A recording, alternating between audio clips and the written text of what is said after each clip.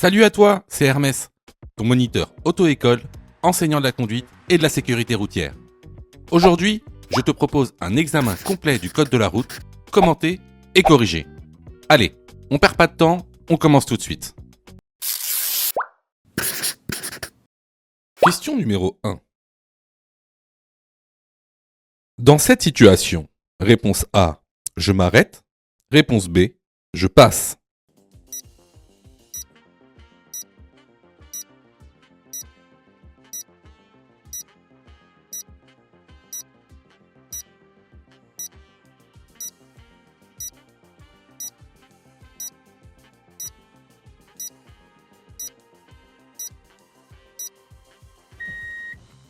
Alors là, on peut voir, on est dans une rue à double sens de circulation et la voiture d'en face passe.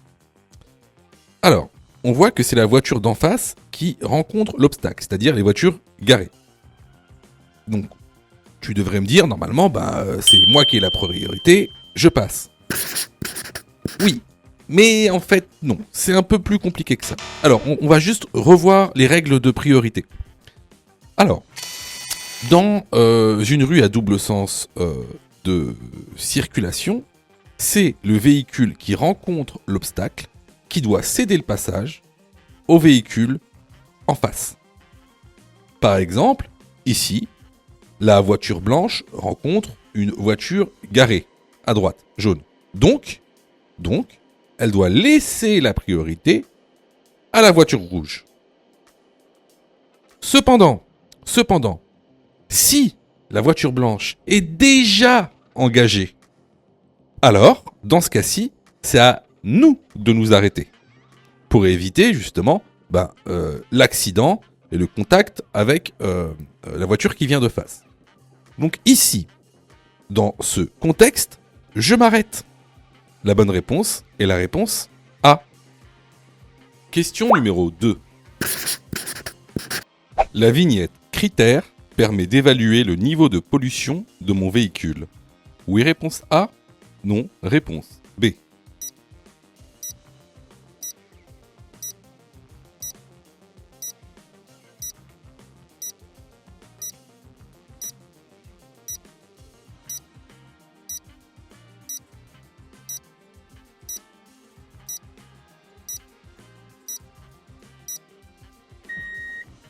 Alors, effectivement, les vignettes critères permettent donc d'évaluer le niveau de pollution d'un véhicule. Donc, ce niveau de pollution, il y en a 6.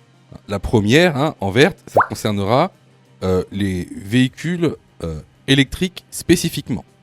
Alors, grâce à ces vignettes, vous allez pouvoir circuler dans certaines zones, qu'on appelle les zones à faible émission, ou ZFE.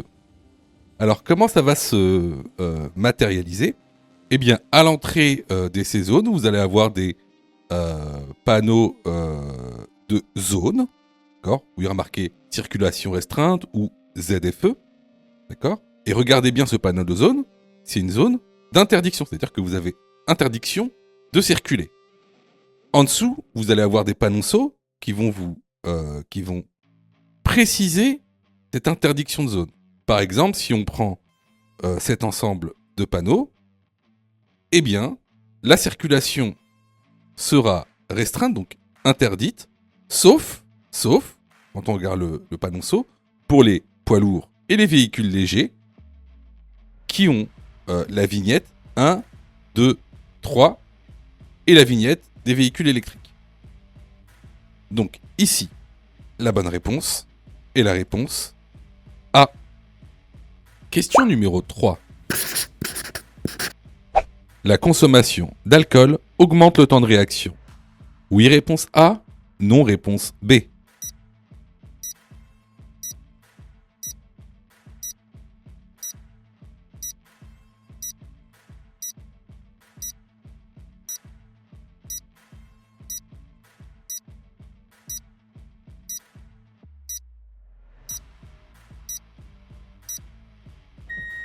Alors, oui, effectivement, la consommation d'alcool aura, entre autres, pour effet d'augmenter le temps de réaction. La bonne réponse ici est la réponse A. Question numéro 4. Je dépasse les 3 camions en même temps. Oui, réponse A. Non, réponse B. Je dépasse en restant sur cette voie. Oui, réponse C. Non, réponse D.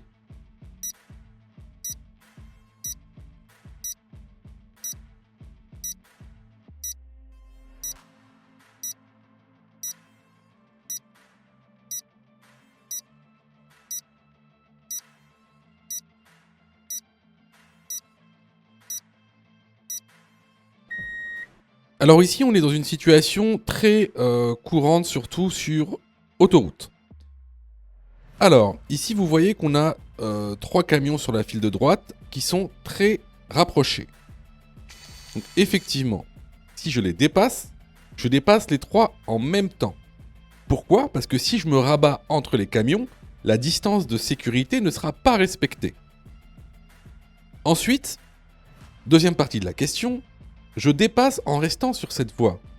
Alors, on voit bien que le camion du milieu, lui, a activé donc ses clignotants gauche pour dépasser un des camions.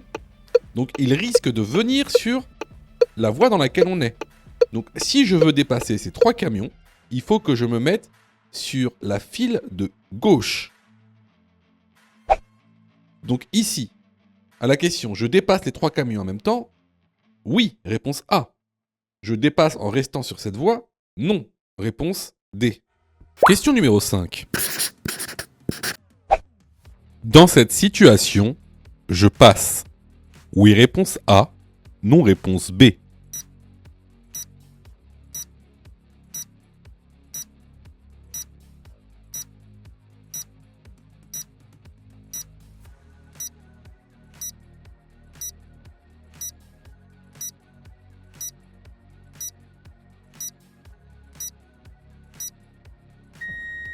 Alors ici, on se retrouve sur une rue à double sens de circulation et on a un poids lourd qui tourne donc à sa droite, donc vers nous.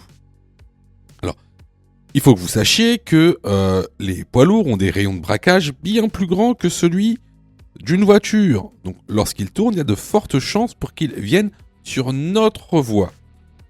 Donc là, ce que je fais, c'est que je reste là où je suis et je le laisse finir sa manœuvre. La bonne réponse ici est la réponse B. Question numéro 6. Cette passagère ne porte pas sa ceinture. Elle risque une amende. Oui, réponse A. Non, réponse B.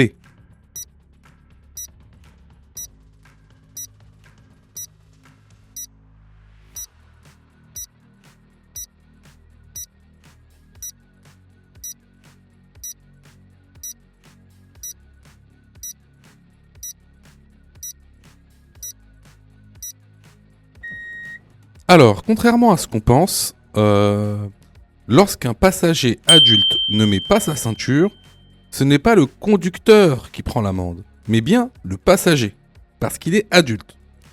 Par contre, si le passager est un mineur de moins de 18 ans, alors c'est le conducteur qui prend l'amende avec les retraits de points qui vont avec. Donc ici, cette passagère risque une contravention de 4e classe et 135 € d'amende. La bonne réponse est la réponse A. Question numéro 7. Je souhaite tourner sur la rue située à ma gauche. Je dois céder la priorité au camion en face de moi. Oui, réponse A. Non, réponse B.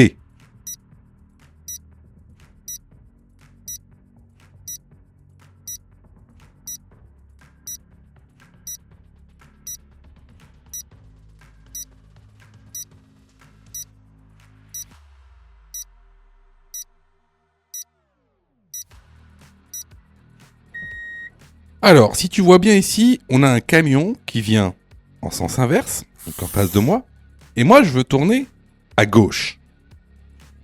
Alors, ici, je vais devoir laisser passer le camion. Pourquoi? Pour 2 raisons. La première raison, c'est qu'il est sur sa voie. Si je tourne à gauche, je vais devoir aller sur sa voie, qui n'est pas la mienne. Donc, juste pour cette raison, je devrais lui laisser la priorité. Autre raison.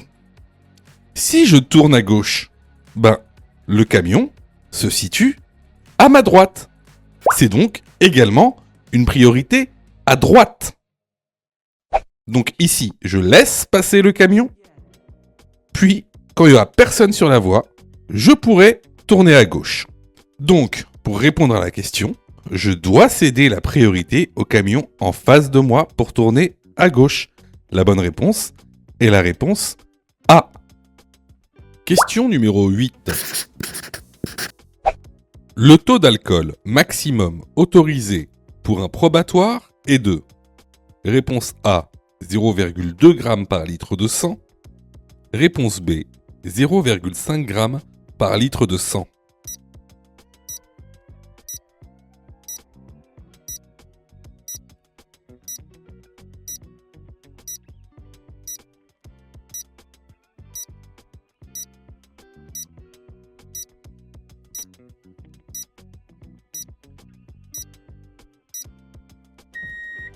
Alors, comme le montre le document que vous trouverez dans l'information, le taux d'alcool maximum autorisé est différent que le soit en probatoire ou non. Donc, pour les personnes en période probatoire, le taux maximum d'alcool autorisé est de 0,2 g par litre de sang. Pour un non probatoire, elle est plus élevée, elle est de 0,5 g par litre de sang. Donc ici, la bonne réponse est la réponse A. Question numéro 9. Je passe immédiatement. Oui, réponse A. Non, réponse B.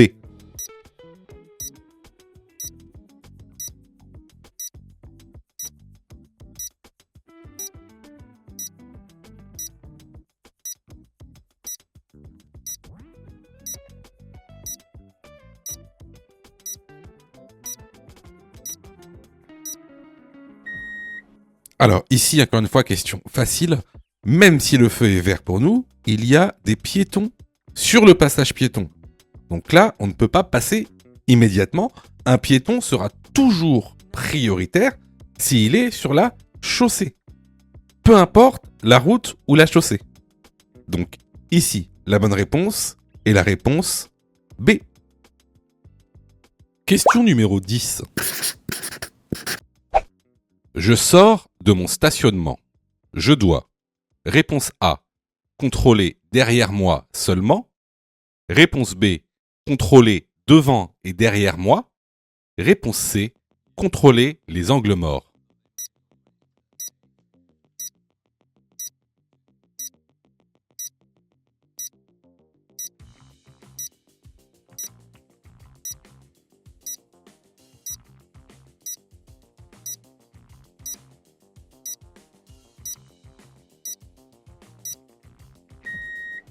Alors ici, dans ce contexte, on a une voiture qui veut sortir de son stationnement, qui est un stationnement en créneau.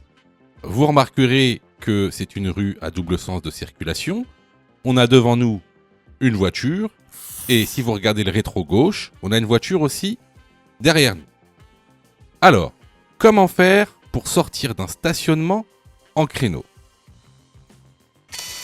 Tout d'abord, on va regarder ce qui se passe devant nous. Vous allez me dire, en fait, c'est pas si important ça ce qui se passe devant nous, puisqu'on va rester sur notre fil. Oui, mais il peut se passer plein de choses devant nous. Par exemple, il peut y avoir une voiture en sens inverse qui en double une autre. Ou par exemple, il peut y avoir juste devant nous une personne qui souhaite traverser la rue. Ensuite, ce qu'on va faire, c'est qu'on va regarder notre rétroviseur intérieur. Pourquoi ? Tout simplement, afin de savoir s'il n'y a pas une autre voiture derrière nous qui est garée et qui souhaite elle aussi sortir de son stationnement. Ensuite, ce qu'on va faire, c'est qu'on va regarder notre rétro extérieur. Une fois qu'il n'y aura plus personne sur le rétro, on fera notre contrôle d'angle mort, puis on mettra notre clignotant. Et là, on pourra sortir d'un autre stationnement. Donc, ici, les bonnes réponses sont les réponses B et C. Question numéro 11.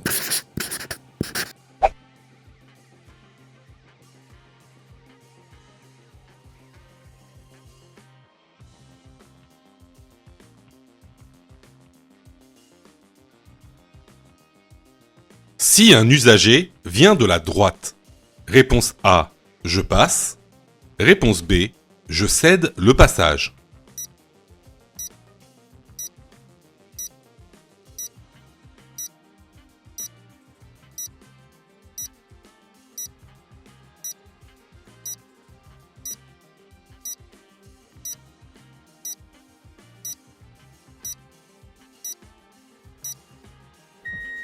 Alors, ça on l'a vu plusieurs fois, que ce soit dans les vidéos YouTube ou dans le cours de la formation.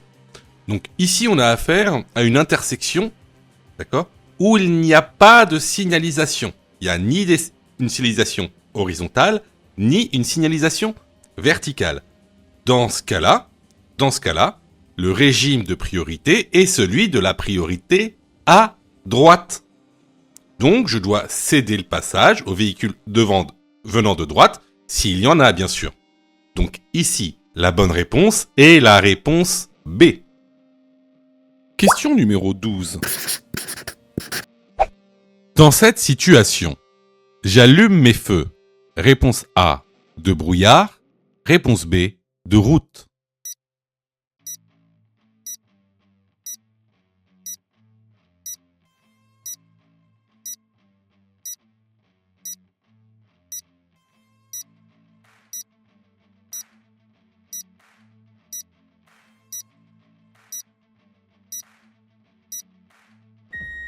Alors ici, comme vous le voyez, il y a du brouillard. Donc ici, j'allume mes feux de brouillard. Surtout, je n'allume pas mes feux de route car je risque d'éblouir les autres usagers de la route. Donc la bonne réponse ici est la réponse A. Question numéro 13. Je tourne à droite. Je cède le passage au véhicule venant de gauche. Oui, réponse A. Non, réponse B. Je cède le passage au véhicule venant de droite. Oui, réponse C. Non, réponse D.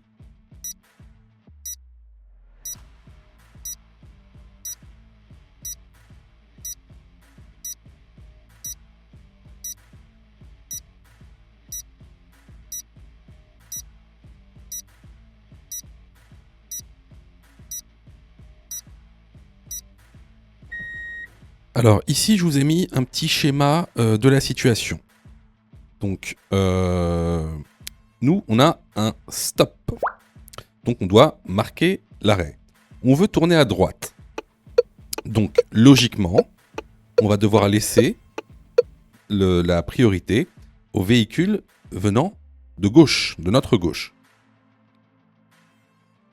Pour l'instant, tout va bien.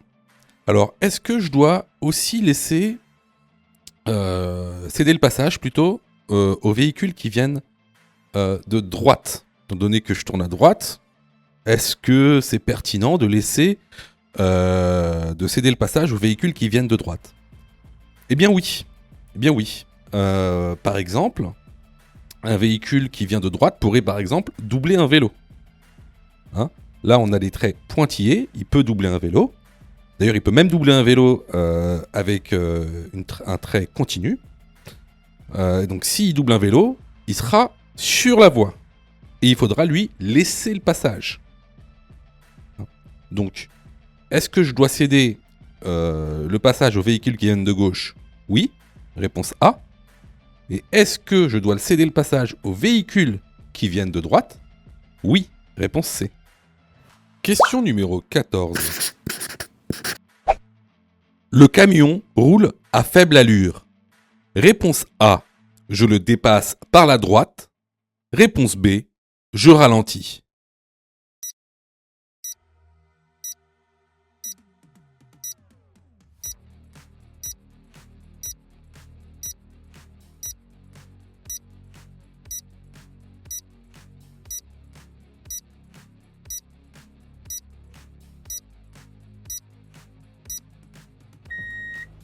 Alors, on a devant nous un camion sur la voie de gauche qui roule à faible allure. Alors, on pourrait tenter d'accélérer tout droit pour le dépasser. Seulement, vous devez savoir qu'il est strictement interdit de dépasser par la droite. Donc, ici, je dois ralentir en attendant que lui-même se mette dans la voie de droite. Donc, la bonne réponse ici est la réponse B. Sais-tu que Mon Code de la route est aussi une plateforme pédagogique qui te permet de passer ton examen du code à partir de seulement 9,90 €. Et on a même conçu, spécialement pour toi, un programme qui te permet d'obtenir ton code en un temps record. C'est le programme Mon Code en 10 jours.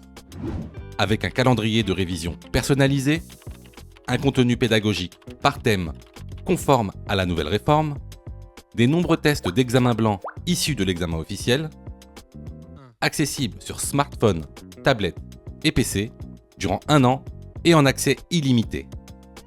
Et surtout, cette formation est 100% remboursée en cas d'échec à l'examen. Alors, si tu souhaites obtenir ton code du premier coup sans te ruiner et sans risque, rejoins notre programme en cliquant sur le lien en description de la vidéo. Pour ça, tu as juste à cliquer sur le lien en description et à choisir ta formule. Question numéro 15. Je peux dépasser ce véhicule? Oui, réponse A. Non, réponse B.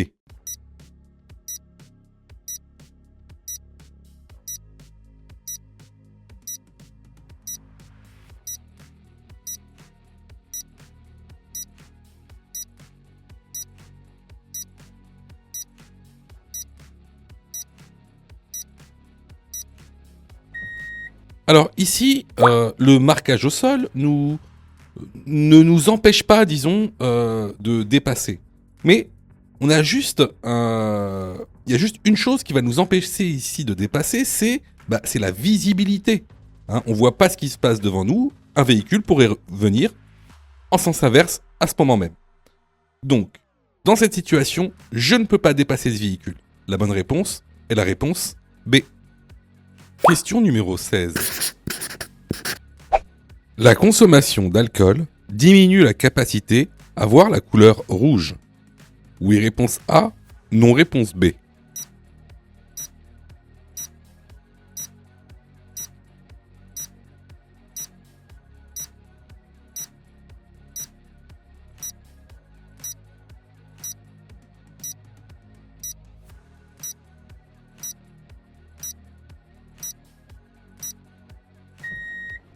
Alors, attention à cette question, car elle tombe très souvent à l'examen officiel du code de la route. Alors effectivement, la consommation d'alcool va diminuer la capacité à voir la couleur rouge. Alors, ça a une importance. C'est quand même une question qui est pertinente. C'est-à-dire que, étant donné que énormément de signalisations sont de couleur rouge, notamment les feux rouges, notamment les panneaux de danger, notamment les panneaux d'interdiction. Ils sont de couleur rouge. Donc, en buvant de l'alcool, tu vas être moins enclin à les repérer. Donc, ici, la bonne réponse va être la réponse A. Question numéro 17. Mélanger l'alcool et les médicaments permet d'être plus vigilant. Oui, réponse A. Non, réponse B.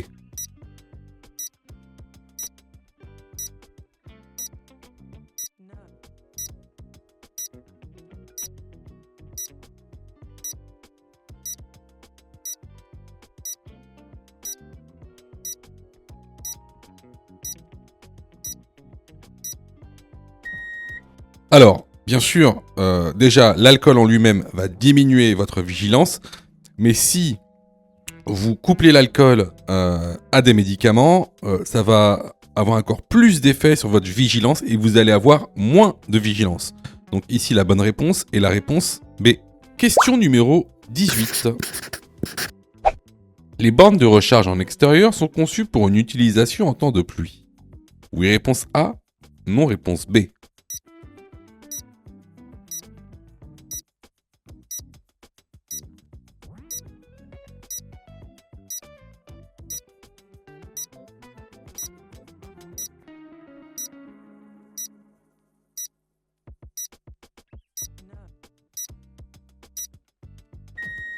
Alors effectivement, les bornes de recharge que tu pourras trouver en extérieur, par exemple, vous savez, les bornes Tesla ou les bornes Autolib, elles seront conçues pour pas que ça détériore votre batterie pendant le chargement, ou même elles sont conçues pour pas que vous vous électrocutiez lors du branchement. La bonne réponse ici sera la réponse A.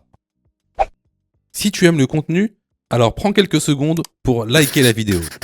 C'est très important. Cela nous permet d'être mieux référencés et donc de te présenter encore plus de vidéos pour que tu puisses obtenir ton code le plus rapidement possible. Question numéro 19. Cet enfant est correctement attaché. Oui, réponse A. Non, réponse B.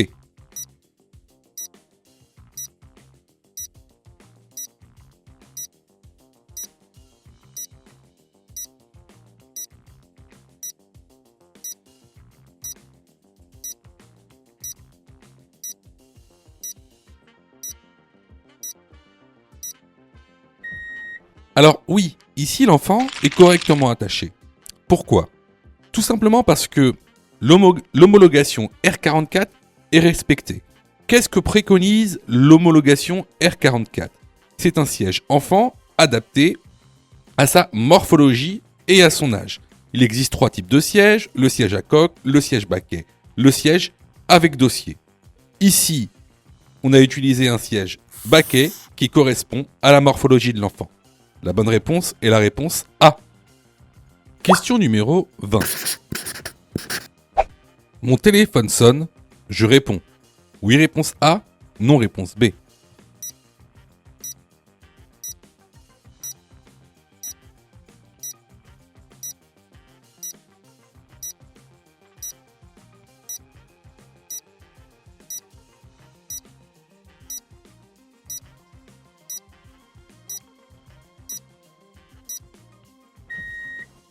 Alors, il est strictement interdit d'utiliser son téléphone au volant, sous peine d'une contravention de 4e classe, 135 € d'amende, 3 points en moins. Mais aussi parce que l'utilisation du téléphone au volant multiplie par 3 le risque d'accident. Les bonnes réponses ici sont la réponse B. Question numéro 21. Mon allure est adaptée. Oui, réponse A. Non, réponse B.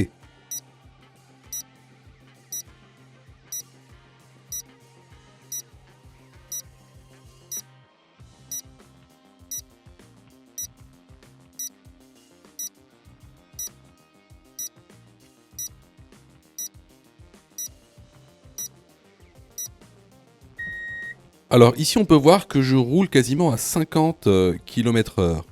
On a un passage piéton avec un piéton qui traverse. On est vraiment très très proche du passage piéton. Donc ici, notre allure n'est vraiment pas adaptée. La bonne réponse est la réponse B. Question numéro 22. Lors d'un accident, après avoir protégé les lieux, je dois alerter les secours. Oui, réponse A. Non, réponse B.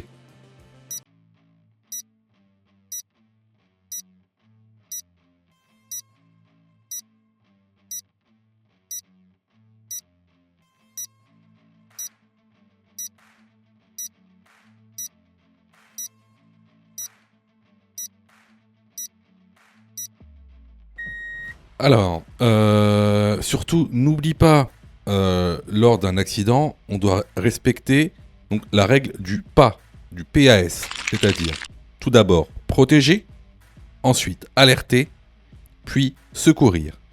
Ça, c'est vraiment du cours, tu dois le connaître vraiment par cœur. Je te conseille vivement de te former pour justement pas te tromper sur des questions basiques de cours. Une fois qu'on a protégé les lieux, donc on doit alerter les secours. Donc alerter les secours, qu'est-ce qu'on leur dit quand on les a au téléphone ? Bah, déjà, tu dois leur donner le nombre de victimes. Ensuite, le type de victime. Par exemple, si c'est des motards, si c'est des cyclistes, ou si c'est des personnes dans leur voiture. Ensuite, leur dire si elles sont conscientes ou inconscientes. Très important. Si elles respirent ou non. Si elles ont des hémorragies aussi ou non. Donc voilà, c'est quoi alerter. Donc ici, à la question, lors d'un accident, après avoir protégé les lieux, je dois alerter les secours. La réponse est oui. Alors, attention, tout ce qui est dit sur cette chaîne concernant les secours, les premiers secours à la personne ne sont valables que pour l'examen du code de la route. C'est de la théorie pure. Pourquoi je vous dis ça ? Parce qu'en fait, dans la réalité, il y a plein de cas particuliers. Donc, si vous voulez savoir comment réellement secourir une personne, il faut passer votre brevet de secourisme. D'accord ? Donc, ce qui est dit ici n'est valable que pour passer l'examen du code de la route, car c'est de la théorie. On ne fait que balayer les grandes lignes. Question numéro 23. Je suis sur autoroute. Ma distance de sécurité est bonne. Oui, réponse A. Non, réponse B. Je peux dépasser le camion. Oui, réponse C. Non, réponse D.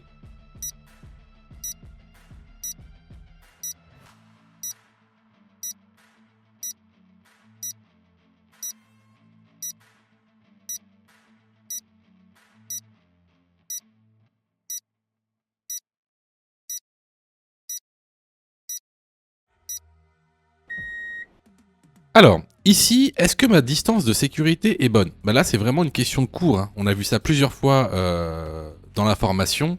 Donc, pour savoir si la distance de sécurité est bonne, on regarde les lignes de rive à droite. Donc, on a bien ici à peu près 2 lignes de rive qui nous séparent avec le camion. Donc, la distance de sécurité est bonne. Est-ce que je peux dépasser le camion ? Plusieurs choses. Déjà, regardez le compteur de la voiture. Je suis à 110 km/h. Alors que le camion, lui, roule à 90 km/h maximum. Donc il y a plus de 20 km/h de différence entre nous et le camion. En plus, quand on regarde le rétro gauche et le rétro intérieur, il n'y a personne à l'horizon. Donc effectivement, je peux dépasser le camion. Donc les bonnes réponses ici sont les réponses A et C. Question numéro 24. À droite, je pourrais A. Acheter à manger. B. Faire une pause. C. Téléphoner avec mon portable.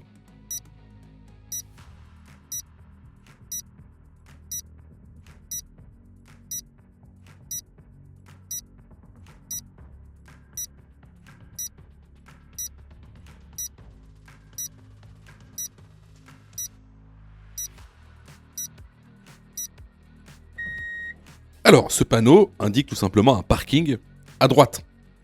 Donc, il n'indique pas ni un restaurant, ni une cafétéria. Donc, sur un parking, vous pouvez faire une pause et téléphoner avec votre portable. Donc, ici, les bonnes réponses sont les réponses B et C.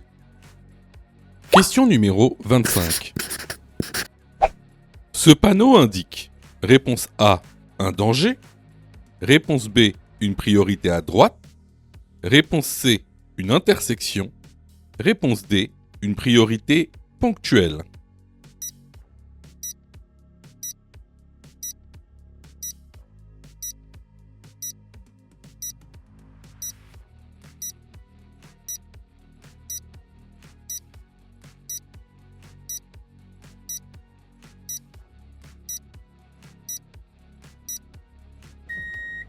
Alors, tout d'abord, ce panneau, c'est un panneau triangulaire sur fond blanc avec un liseré rouge. C'est donc un panneau de danger. Alors, ce panneau de danger, il indique quoi ? Il indique que vous avez la priorité à la prochaine intersection. Il indique donc qu'il va y avoir une intersection. Donc, ici, les bonnes réponses sont les réponses A, C et D. Question numéro 26. Les essuie-glaces doivent être changés. Réponse A, une fois par mois. Réponse B, 2 fois par an. Réponse C, une fois par an.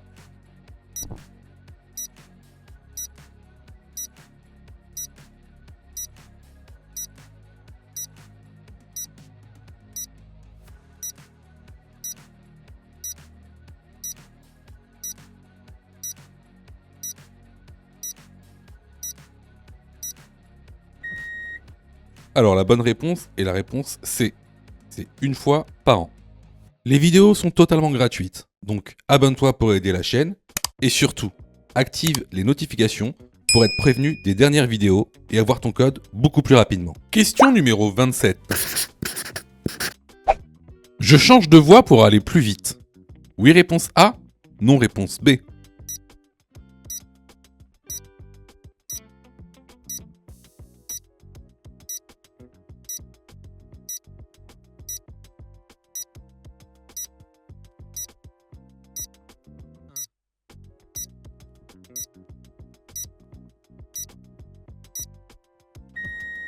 Alors là, vous pouvez voir que la circulation est fortement ralentie, il y a des voitures devant, il y a des voitures derrière. Et souvent, on a l'impression qu'une voie va plus vite que l'autre. Donc, sachez que vous n'avez pas le droit de changer de voie pour aller plus vite. Si vous changez de voie, c'est parce que vous suivez un chemin bien particulier. Donc, ici, la bonne réponse va être la réponse B. Question numéro 28. Je m'engage dans un sens giratoire. Je passe avant le véhicule gris à gauche. Oui, réponse A. Non, réponse B.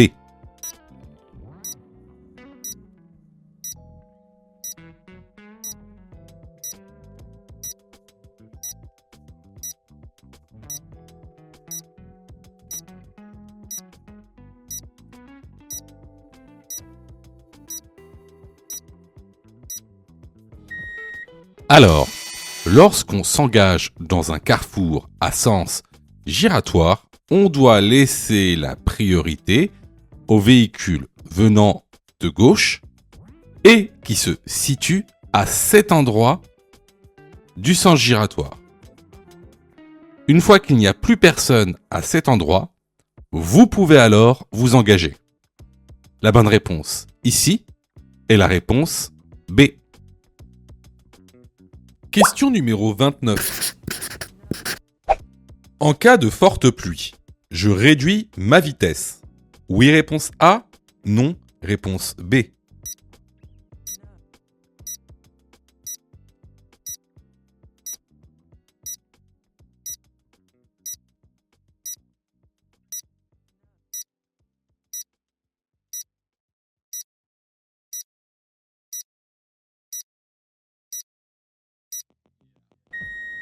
Alors effectivement, en cas de forte pluie, qu'est-ce qui va se passer ? L'adhérence du pneumatique va fortement diminuer. Ce qui va entraîner quoi ? Une baisse de la manœuvrabilité de la voiture, donc une baisse du contrôle de la voiture. Donc ce que je fais, c'est que je réduis ma vitesse pour mieux manœuvrer mon véhicule. Donc ici, la bonne réponse est la réponse A. Question numéro 30. Je tourne à droite. Je me prépare à m'arrêter. Oui, réponse A. Non, réponse B.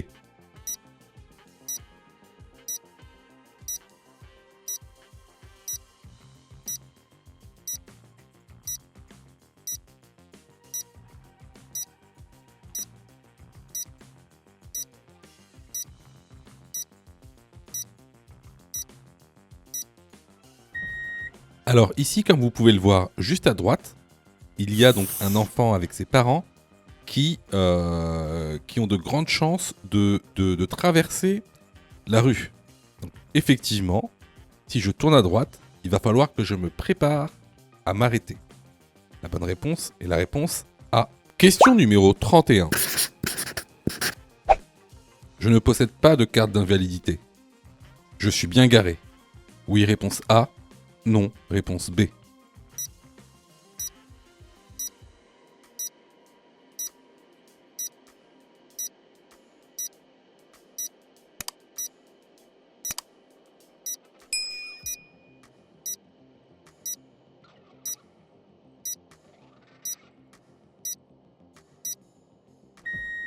comme la signalisation verticale et horizontale, c'est-à-dire le marquage au sol, le montre, cette place est réservée aux personnes à mobilité réduite.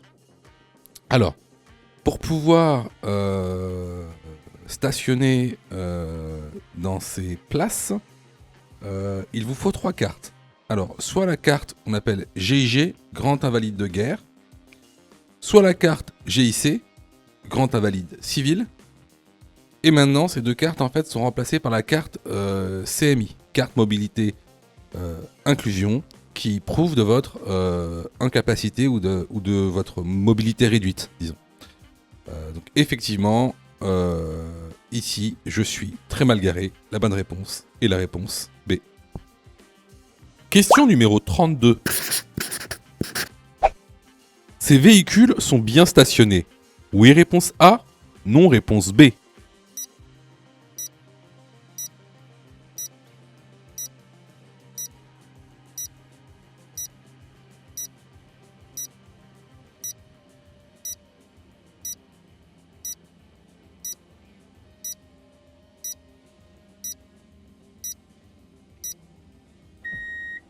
Alors ici, on peut voir que les véhicules sont plutôt mal stationnés, car effectivement, le passager arrière gauche de la voiture de droite ne peut même pas sortir de son stationnement. Donc ici, la bonne réponse est la réponse B. Alors, vous voyez, il y a beaucoup de gens, en fait, je sais, hein, je sais que vous vous êtes trompés. Enfin, beaucoup d'entre vous se sont trompés. Je sais que vous passez beaucoup de temps à réviser votre code. Je le sais. Hein, sûrement que même vous avez une application gratuite. Mais vous savez, les applications gratuites, si c'est gratuit, ne pensez pas que vous allez avoir de la qualité. D'accord ? Ne pensez pas ça. Hein, c'est pas pour rien qu'il y a 40% de taux d'échec. Quasiment la moitié des gens qui regardent cette vidéo vont rater leur code. Pas parce qu'ils n'ont pas travaillé, pas parce qu'ils sont nuls, parce que vous avez été mal formés. C'est pour ça que nous, on vous propose donc une plateforme de formation 100% dédiée au code de la route, réalisée par des professionnels, avec une méthodologie adéquate qui vous permettra d'avoir votre code de la route rapidement. En plus de ça, vraiment ça coûte pas cher. Vous pouvez commencer à vous former pour 9,90 €. Ça, c'est la formule la plus basse. Sinon, vous pouvez même choisir la formule Mon code en 10 jours. Et avec cette formule, vous êtes 100% remboursé si vous ratez votre code. Simplement en envoyant la preuve de votre échec. Donc voilà, moi un petit conseil que je vous donne, surtout si vous êtes trompé à cette question, allez dans la plateforme, formez-vous correctement. Vous allez voir, ça va bien se passer. Pour ça, tu as juste à cliquer sur le lien en description et à choisir ta formule. Question numéro 33. Je dois changer mes essuie-glaces. Réponse A, tous les ans. Réponse B, tous les 2 ans.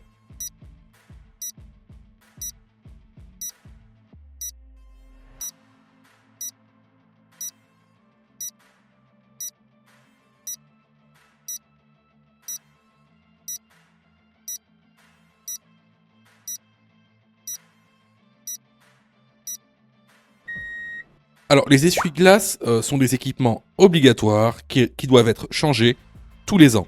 La bonne réponse ici est la réponse A. Question numéro 34. J'installe mon chien. Réponse A, à l'avant. Réponse B, à l'arrière.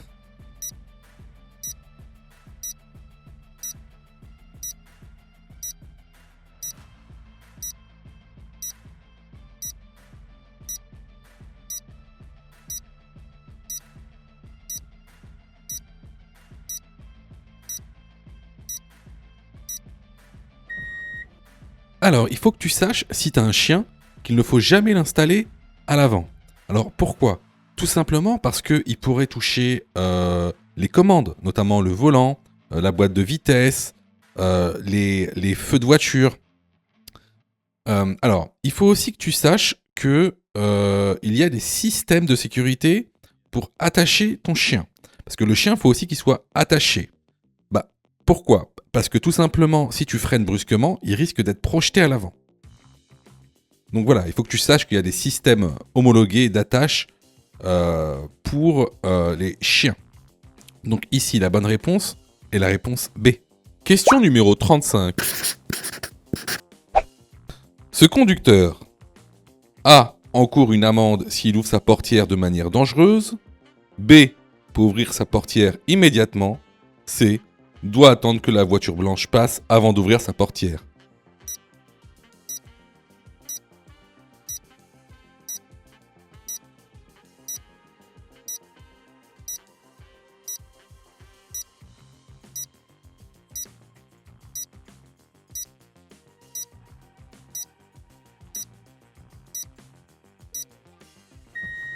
Alors, il faut savoir une chose, c'est que le code de la route donc, prévoit une amende de première classe, soit 11 euros, pour une ouverture intempestive, donc dangereuse, de la portière sur la chaussée. Donc ici, je dois attendre bien sûr que la voiture blanche passe avant d'ouvrir la portière. Donc les bonnes réponses sont les réponses A et C. Question numéro 36. Ce type de chargement est interdit. Oui, réponse A. Non, réponse B.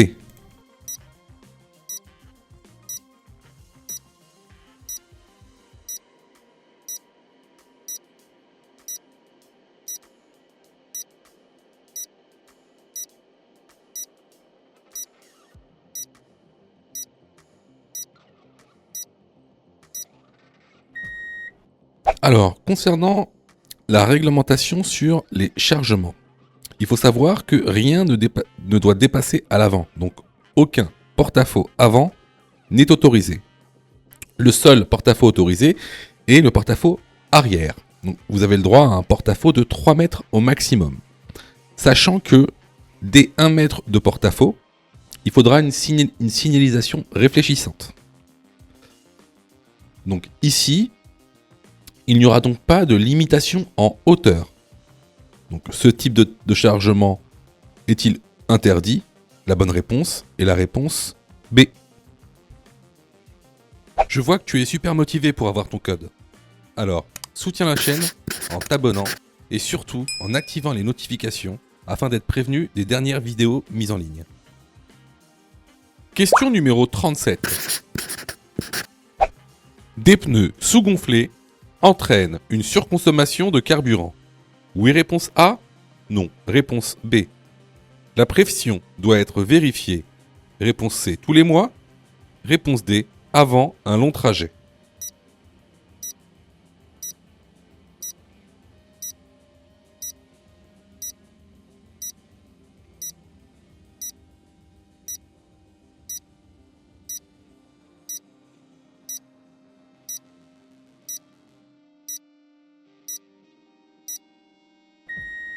Alors oui, des pneus sous-gonflés vont provoquer une surconsommation en carburant.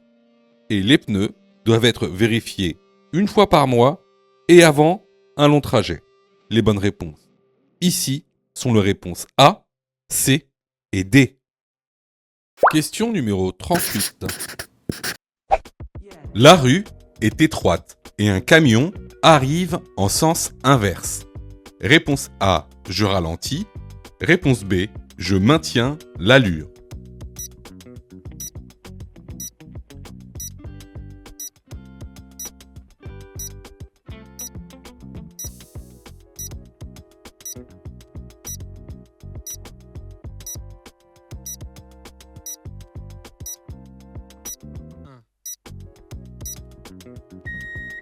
Alors, comme tu le vois ici, on est sur une rue à double sens de circulation. La rue est étroite et on a un camion qui vient en sens inverse. Donc dans ce cas-là, je ralentis parce qu'on est dans le cas d'un croisement qui sera difficile. Pour en savoir plus sur les croisements difficiles, je vous incite fortement à aller dans la formation. Donc ici, la bonne réponse est la réponse A. Alors là, c'était vraiment une question de cours qu'on voit régulièrement dans la formation. Donc, si vous avez eu faux à cette question, vraiment, je vous incite vraiment à vous former, hein, que ce soit chez nous ou ailleurs. Alors, je reçois plusieurs messages de votre part, d'ailleurs je vous en remercie. Alors, vous me posez souvent deux questions. Alors, la première c'est quand est-ce que je suis prêt pour passer mon code? Et la deuxième c'est est-ce que je dois suivre la formation? Alors, tout d'abord, on va répondre à la première question. Quand est-ce que tu es prêt pour passer ton code? Bah, c'est très simple. Si tu fais moins de 5 fautes sur les 5 dernières séries d'examens blancs que tu as fait, alors tu es prêt à passer le code de la route. Donc attention, hein, ça veut dire que il faut que sur les 5 dernières séries que tu as faites, de manière consécutive, il n'y a pas une seule série où tu as fait plus de 5 fautes. Donc si tu as fait plus de 5 fautes à une seule série, il faut que tu continues à faire des examens blancs. La deuxième question. Est-ce que il serait mieux pour moi de prendre une formation? Alors, là, c'est pareil. Si tu fais 8 fautes ou plus sur les 5 dernières séries d'examens blancs que tu as faites, alors, il est vivement conseillé de te former. Ça veut tout simplement dire que il te manque certaines notions essentielles. Ça veut pas dire que tu connais pas ton cours, ça veut dire qu'il te manque des notions essentielles pour pouvoir progresser.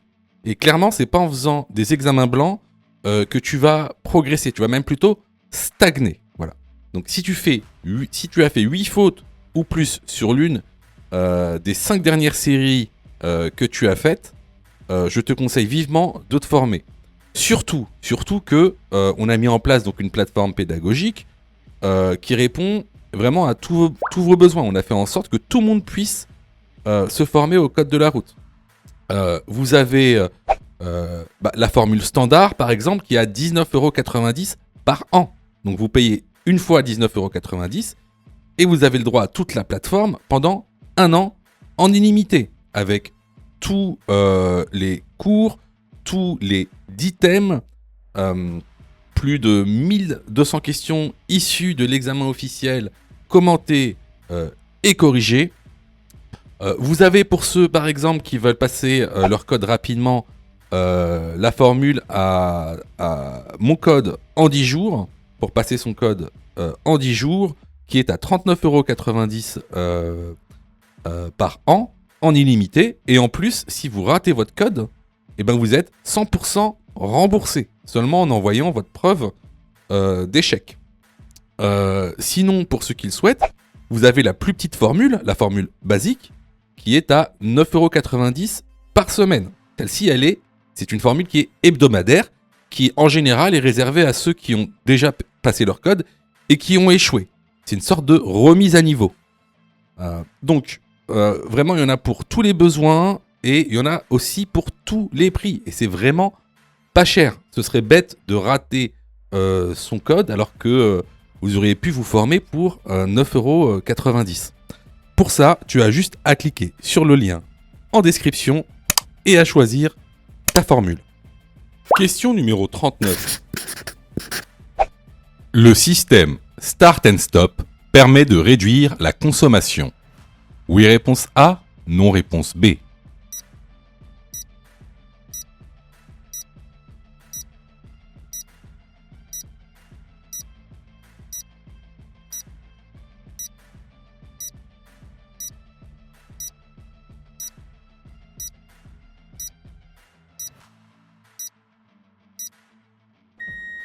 Alors oui, le système Start and Stop permet de réduire la consommation en carburant, mais également permet de réduire la pollution atmosphérique. La bonne réponse ici est la réponse A. Question numéro 40. Les bus ne sont pas prioritaires lorsqu'ils quittent un arrêt de bus. Oui, réponse A. Non, réponse B.